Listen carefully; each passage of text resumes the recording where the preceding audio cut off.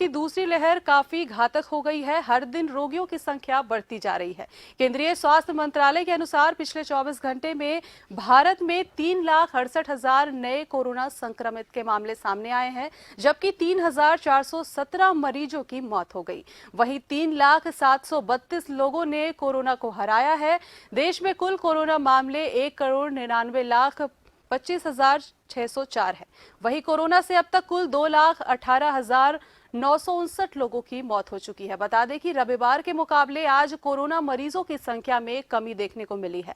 रविवार को भारत में 3,92,488 नए कोरोना संक्रमित मिले थे और जबकि 3,689 मरीजों की मौत हो गई थी।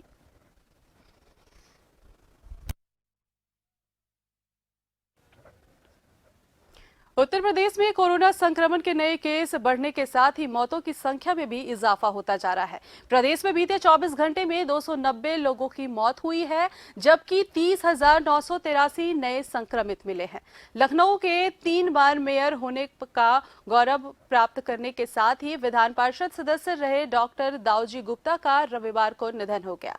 वहीं 30 अप्रैल को कोरोना वायरस से संक्रमण से उबरे ही थे। कुल संक्रमित मरीजों की संख्या पर नजर डाली जाए तो लखनऊ में 39,039 और कानपुर में 15,813, वाराणसी में 14,499, प्रयागराज में 12,168 और मेरठ की बात करें तो मेरठ में 11,904, बरेली में 9,024 व गोरखपुर में 9,029 संक्रमित मरीज हैं।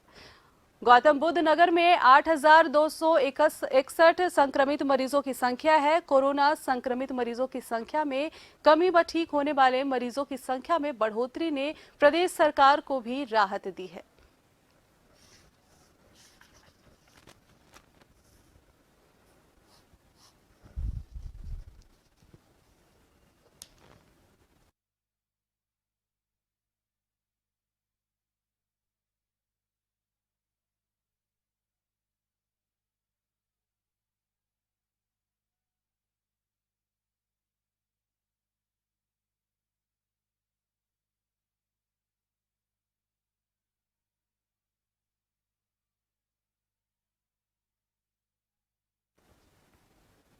उत्तर प्रदेश में पंचायत चुनाव निपटने के साथ ही योगी सरकार की नजर इस ओर हो गई है कि इस दौरान गांव में संक्रमण ने पैर ना पसार दिए हैं। हालात को समय रहते नियंत्रित कर लेने की मंशा से ही राज्य सरकार ने अब अलग रणनीति बनाई है।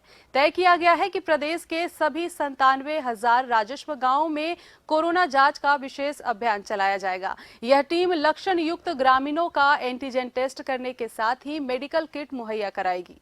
जरूरत अनुसार मरीजों को वहीं से अस्पताल में भर्ती कराने के लिए भी चिन्हित किया जाएगा। और सीएम ने कहा कि पंचायत चुनाव की मतगणना के बाद 4 मई से यह अभियान शुरू होगा और 8 मई तक यह अभियान चलेगा। गांव में आने वाले हर एक प्रवासी व्यक्ति की टेस्टिंग की जाएगी।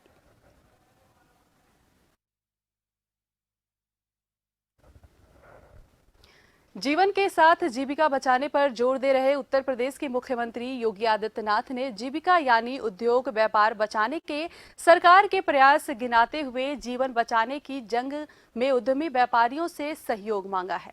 व्यापारियों और व्यापारिक संगठनों के प्रतिनिधियों से वर्चुअल संवाद में सीएम योगी ने कहा कि इस संकट में अपनी ऊर्जा और सहयोग दे, रात्रि कर्फ्यू और साप्ताहिक बंदी में सहयोग करे। कोई उत्पीड़न करे तो मुख्यमंत्री कार्यालय तक शिकायत करे।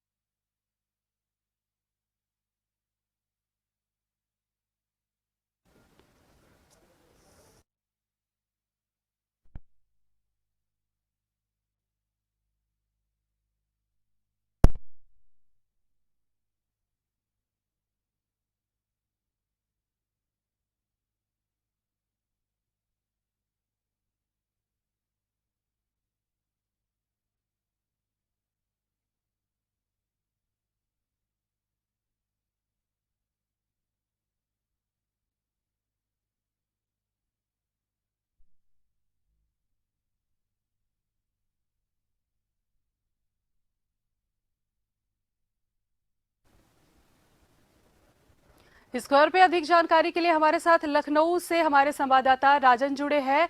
राजन, कोरोना की दूसरी लहर हर दिन इजाफा हो रहा है आंकड़ों में, इस आंकड़ों को लेकर क्या कहना है?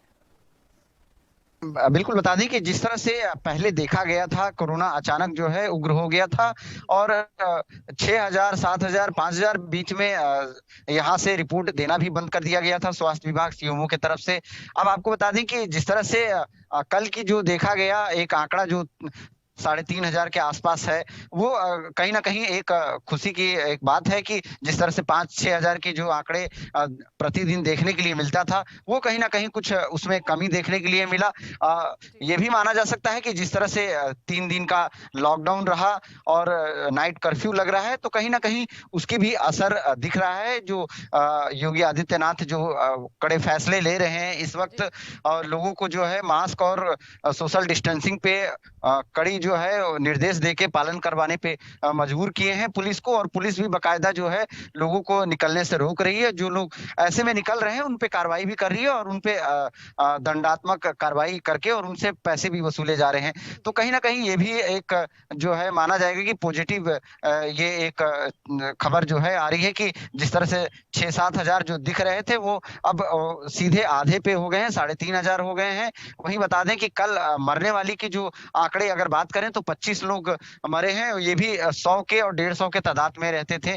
तो कल की जिस तरह से आए हैं, तो उस तरह से देखते हुए योगी आदित्यनाथ ने तमाम जो है मीटिंग की अपने अधिकारियों के साथ। वहीं आपको बता दें कि व्यापारियों के साथ भी मीटिंग किया कि किस तरह से मार्केट में बंद किया जाए, क्योंकि कुछ दिन पहले व्यापारी खुद को अपने को क्वारंटाइन किए और मार्केट पूरी बंद कर दिए। तो इसमें किस तरह से सहमति रहेगी, व्यापारियों के साथ एक बैठक लिया और जिसके बाद से आगे किस तरह की अब कार्रवाई की जाएगी, आगे के लोग सुरक्षित रहेंगे और कम से कम जो है कोरोना संक्रमित लोग मिलेंगे।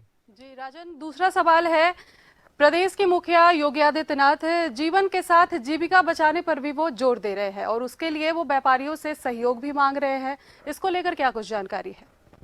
बिल्कुल, जिस तरह से व्यापारी पूरे मार्केट में उनके ही एक यूं कहा जाए तो सभी लोग सामान खरीदने जाते हैं, व्यापारियों के साथ जो है उठना बैठना हो जाता है।